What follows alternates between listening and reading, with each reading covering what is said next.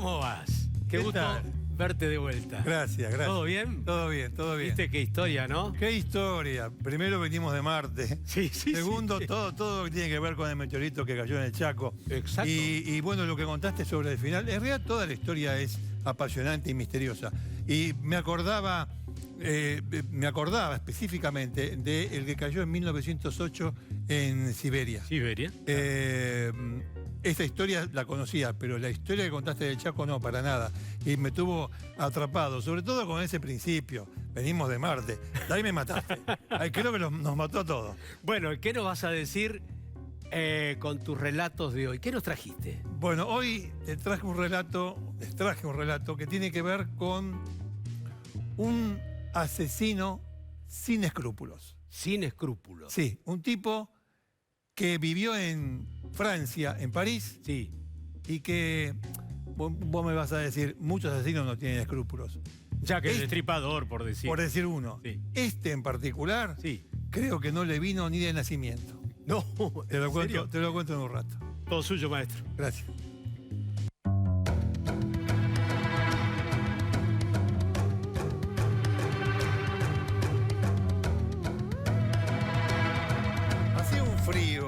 Hacía un frío ese 2 de enero, pero un frío tremendo en París. 2 de enero del año 42 en París, 3 de la mañana. Se ve un señor que va caminando sigilosamente, claro, porque la Gestapo estaba por todos lados. No nos olvidemos que en el año 42 Francia estaba ocupada por los nazis. La habían ocupado en junio del año 40. Ya para el 42, seguirían recién en el 44. Usted fíjese. Pero bueno, el asunto es el siguiente. Un señor cargado con 2 valijas, un sobretodo, obviamente con la solapa levantada, su sombrero, iba sigilosamente hacia la calle Le Sueur, me van a disculpar el francés, hacia la calle Le Sueur, en busca de un consultorio, del consultorio de un médico. ¿A quién buscaba?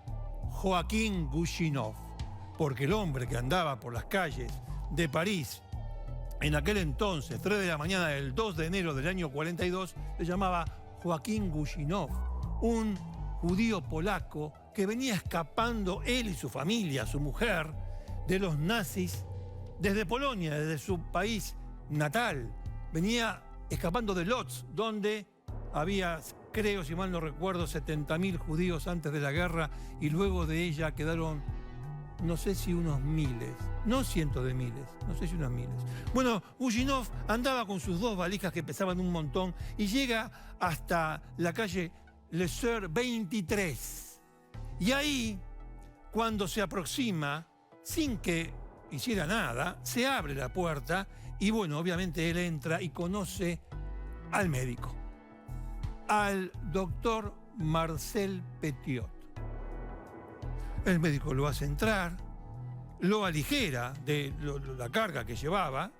Llevaba $1.000, 5 tapados de piel, que eran los que iban en las 2 valijas, 5 tapados de piel, valor muy alto, oro y diamantes, que era su fortuna. Bueno, lo hace entrar allí a ese lugar y primero lo lleva hacia el consultorio, obviamente, y le comenta, después de 2 entrevistas previas, le comenta qué es lo que iba a pasar. Lo que iba a pasar es lo siguiente: muchos judíos de aquel entonces, muchos opositores, Francia estaba dividida, como le decía, estaba ocupada por los nazis y dividida en el gobierno de Vichy, que era un gobierno colaboracionista, y la Francia ocupada. Luego la Francia ocupada ocuparía todo el territorio francés. Pero bueno, en ese momento todavía estaba el gobierno de Vichy, que era un gobierno títere de los nazis. El asunto es que los judíos, la gente que podía, no solamente judíos, opositores, muchos que tenían familiares fuera de Francia y no, bueno, obviamente, que quién podía soportar la dominación nazi, querían irse. Gushinov estaba ahí para escapar de Francia. Primero él, al pago de 25.000 francos, 25.000 francos, por intermedio de una ruta planificada, organizada, dirigida por este médico llamado Marcel Petiot, y después su mujer. Después iría su mujer. Por cuestiones de logística no podían ir juntos, le había dicho el médico Petiot. Bueno, en fin, ahí estaba Gushinov y Petiot le reitera lo que iba a ocurrir. ¿Qué iba a ocurrir? Él, obviamente, se iba a ir con todos sus efectos, previo pago de esa cantidad que le dije, de 25.000 francos, se iba a ir con todos sus efectos a España, de París a España, clandestinamente, claro, obviamente, ocupada Francia por los nazis, se iba a España. De España pasaba a Marruecos, hacia el sur, de Marruecos a Dakar, y de Dakar el trayecto finalizaba. ¿Dónde podía finalizar este trayecto? En Argentina. Venían acá a Buenos Aires. Petiot decía que los mandaba a Buenos Aires, al Hotel Alvear. Una vez que llegaban aquí en barco, debían ir, clandestinamente todo, debían ir aquellas personas que escapaban por la vía de Petiot, vamos a decirlo de esa manera, debían ir al Hotel Alvear. En el Hotel Alvear los iba a recibir un conserje llamado Henry. Petiot le aclaró a Gushinov: mire, allá le dicen Enrique. Usted pregunte por Henry, que Henry lo va a atender. No solamente lo va a atender, lo va a acomodar en Buenos Aires. Lo va a acomodar, lo va a establecer en Buenos Aires. Y allí usted va a tener no solamente la tranquilidad de haber salido de este infierno, sino también va a esperar a su mujer. Bueno, Gushinov estaba conforme, estaba tranquilo, y Petiot le dice, Petiot tenía un consultorio, un pequeño pasillito, y al lado había hecho construir en esta calle Le Sueur, espero pronunciarlo bien, lo que saben francés me van a disculpar, una habitación pegada al consultorio, triangular. ¿Usted vio alguna vez una habitación triangular? Triángulo. Tenía una puerta de entrada con dos trabas y un candado, y dentro había, sobre una de las paredes, había hecho colocar 8 anillas. 8 anillas. Y otra puerta, o sea, la puerta de entrada, la habitación triangular, o así como usted quiera ponerlo, y resulta ser que había otra puerta, pero usted quería pasar la otra puerta y resultaba ser que era una puerta falsa. ¿Por qué todo esto hacía Marcel Petiot? Bueno, Gushinov, ansioso por lo que le esperaba, que era el viaje a la libertad. Viajaban a la libertad. Viajaban a la libertad y escapaban de la muerte a mano de los nazis. La Gestapo inundaba París, inundaba París. Bueno, lo hace acostar, lo hace sentar, mejor dicho, después lo reclina en el sillón allí de médico, que parecía más bien un sillón de dentista, pero bueno, un sillón de esa naturaleza, y le dice, mire, el viaje es muy largo. El viaje, sí, no le puedo decir que no, está lleno de peligros, sí, está lleno de peligros, pero la gente que yo he mandado, por suerte, ahora vive en Argentina. Así que bueno, Gushinov, más tranquilo, se recuesta y le dice en ese momento Petiot, bueno, yo lo hago recostar, Gushinov, porque le tengo que dar una inyección. El viaje es largo, etcétera, etcétera, pasa por diferentes geografías y no quiero problemas. Esta es como una vacuna, lo voy a vacunar. Le voy a dar una vacuna para que usted esté en perfectas condiciones y pueda soportar este tremendo viaje. Y que pueda ver a Henry. Bueno, resulta ser que le aplica la inyección y en ese momento dice, usted ahora va a quedarse sedado, tranquilo acá, deje que yo vaya a arreglar algunos asuntos y vuelvo en unos instantes.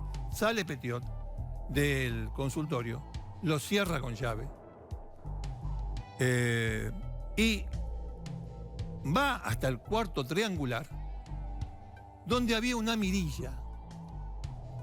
En esa mirilla, levanta la mirilla, una mirilla con tapa, levanta la mirilla y observa lo que ocurría con Gushinov. Lo que ocurría con Gushinov era lo siguiente: no le había dado un tranquilizante, una vacuna, no. Le había dado estricnina, un insecticida, como ustedes saben. Lo primero que ocurre es que Gushinov empieza a tener convulsiones. Empieza a tener convulsiones y se pega contra las paredes y trata de respirar, porque el paso siguiente es la asfixia. Mientras, Petiot miraba todo esto con placer y deleite. Le gustaba ver morir a la gente. Le encantaba, no le provocaba ningún placer especial. No era como otros asesinos seriales de los cuales hemos contado. No, a él le gustaba ver sufrir a las personas. Y vaya si veía sufrir a un tipo que, luego de las convulsiones, no podía respirar y moría asfixiado por el veneno que le había aplicado el doctor Marcel Petiot. Una vez que consideró que estaba satisfecho, en realidad él sentía satisfacción con la muerte de estas personas necesitadas, porque todos ellos, más allá de la fortuna o no fortuna que pudieran tener, lo que hacían era escapar de la muerte segura de los nazis. Eso es lo que hay que entender para entrar en esta historia y advertir la mirada de ese señor, si se puede llamarlo así, ¿no? Bueno, lo saca a Gushinov de allí, lo lleva al cuarto triangular, lo cuelga de 2 anillas, los brazos de 2 anillas, y con una masa, con un bisturí, con un martillo y varios cuchillos, lo descuartiza. Descuartizado que fue en ese establecimiento consultorio de la calle Le Sueur 23, que tenía en realidad 2 pisos, una planta baja y un primer piso, quiero decir. Bueno, lo lleva hasta lo que era el sótano. En el sótano había una montaña blanca. ¿De qué? De cal viva. ¿Y qué había en esa montaña blanca? Todos los que, como Gushinov, habían confiado en salvar su vida gracias a Petiot. Había restos de cuerpos. Algunos podían verse. Otros estaban enterrados por esa montaña de cal blanca, y allí va el señor Gushinov. Se queda con un brazo en la mano, Petiot, sin saber qué hacer, porque dice, va a subir demasiado la montaña. Va al primer piso, donde había 2 estufas, y en una de ellas quema lo que llevaba en la mano. Esto se le ocurrió a Marcel Petiot, que era médico de Auxerre.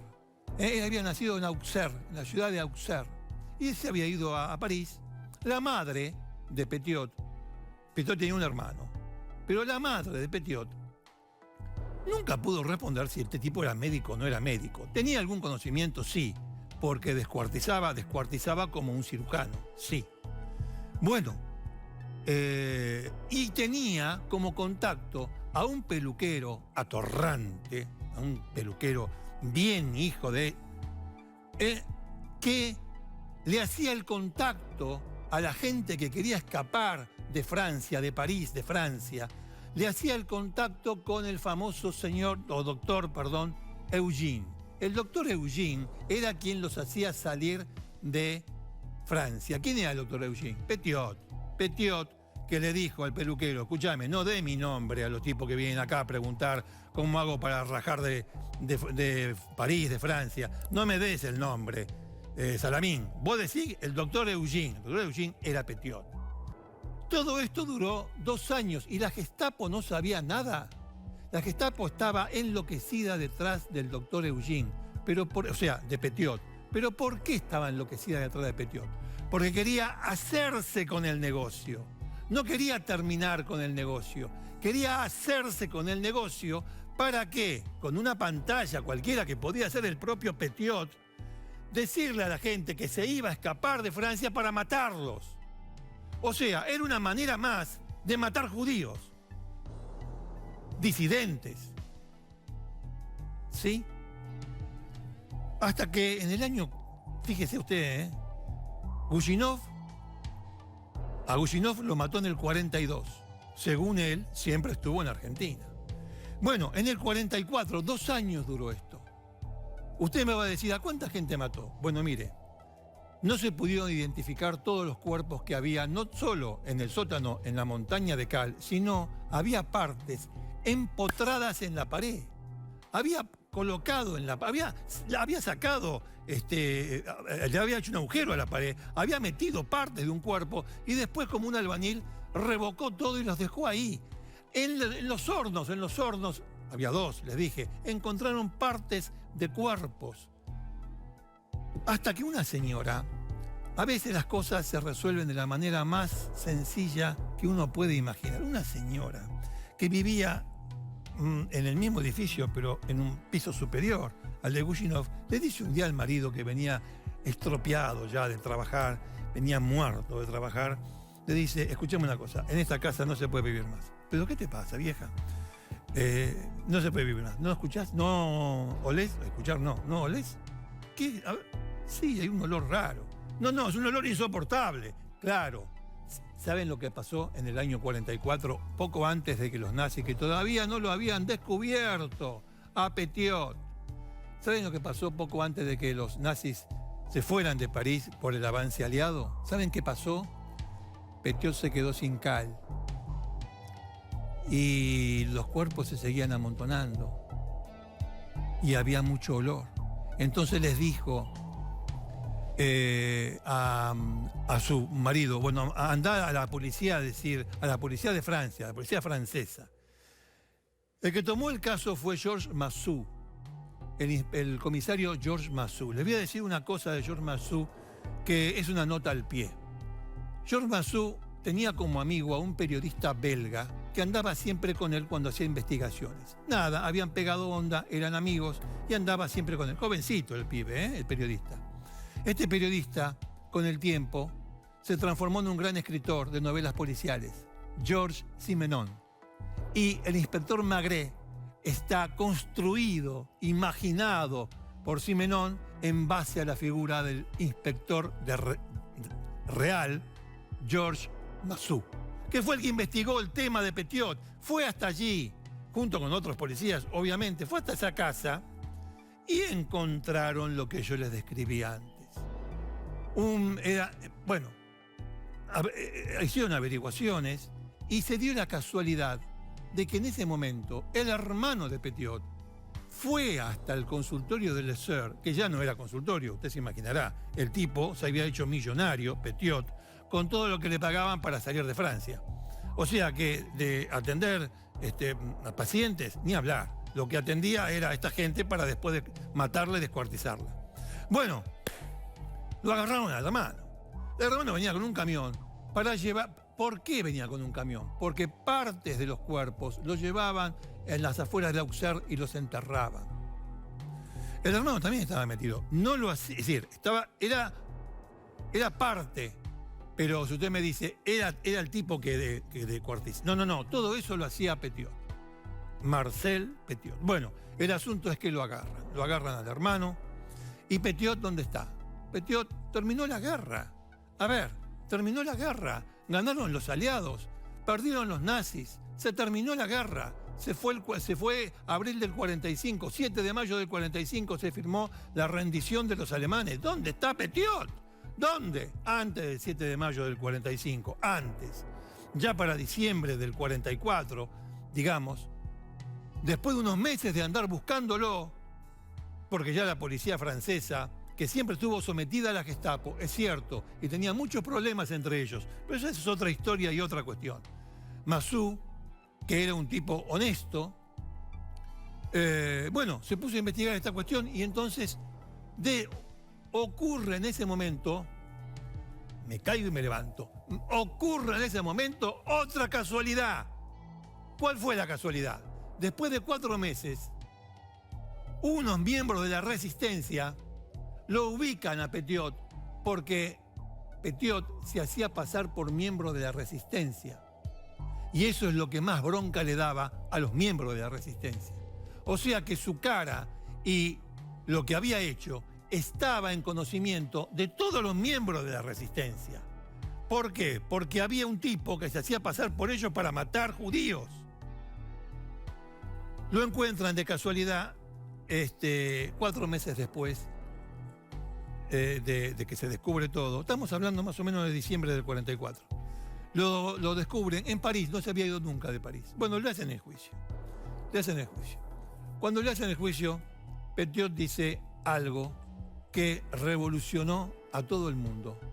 Mejor dicho, lo revolucionó porque lo querían matar. Si lo querían matar ahí mismo. A ese tipo que usted está viendo ahí, lo querían, pero guillotinar ahí mismo. Dijo, sí. Primero y principal, Guillenot está en Argentina y está viviendo muy bien. En el juicio, el fiscal, Pierre Dupin, lo que hace es pedir informes a la Cancillería argentina, a la Embajada argentina y a la Cancillería argentina acerca del Hotel Alvear, del conserje Henry, de si habían recibido una cantidad fuera de lo común de refugiados de Francia. Acá le respondieron, escúcheme una cosa, nosotros no sabemos absolutamente nada. Primero, el Hotel Alvear no sabe nada.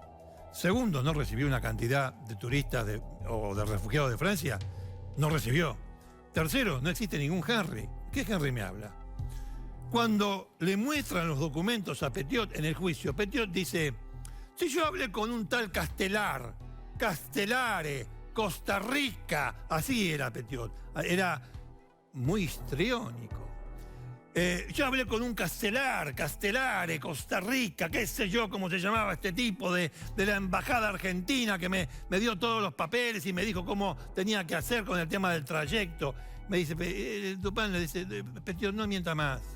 No, yo no miento, porque encima el tipo era peleador, Petiot. Yo no miento. Si todo el mundo sabe que Argentina es una colonia nazi. Claro, Petiot se basaba en los 2 grandes actos, sobre todo uno, que hubo en el año 38 en el Luna Park de simpatizantes nazis aquí en Argentina. Se basaba en eso para después decir que Argentina era un país germanófilo. Pero bueno, no le dieron importancia porque el asunto era probar lo que había hecho. ¿Cuántos? Le dije antes, ¿cuántos? Hay quien habla de más de 200 pobres infelices que buscaban la salvación y obtuvieron la muerte. En realidad se pudieron identificar 27 cuerpos en esa montaña de cal y en los hornos. Se calcula, los franceses calcularon que podían llegar, porque había partes que no se podían, pero había restos que no se podían identificar, podían llegar a 69. Lo que pasó, en definitiva, es que Petiot esperó el veredicto haciendo así, con sus dedos, tamborileando los dedos sobre el estrado, obviamente,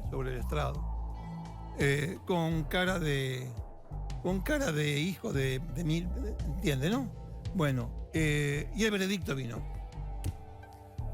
Muerte en la guillotina para el tipo que no tuvo escrúpulos, para el que solo quería plata. ¿Cómo dejamos esta historia en esta primera parte? La dejamos ahí, en el juicio, donde Petiot se levantó cuando escuchó que iba a morir en la guillotina y desafiante, mirando a todo el mundo, dijo: ¡alguien me va a vengar! ¿Podía llegar a tanto?